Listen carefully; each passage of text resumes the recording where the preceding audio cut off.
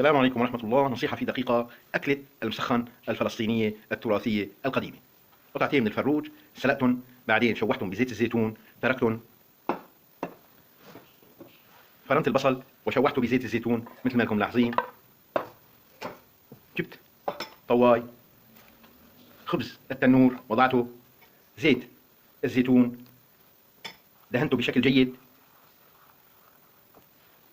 بصل اللي شوحته وتركته بلون فاتح مثل ما انكم ملاحظين. قليل من السماق، بعد الفروج، بعد المكسرات والسماق وزيت الزيتون. ممكن أنا أضعه بالفرن أو أسخنه على الغاز لأحصل على أكلة مسخن بالطريقة الفلسطينية القديمة التراثية. السلام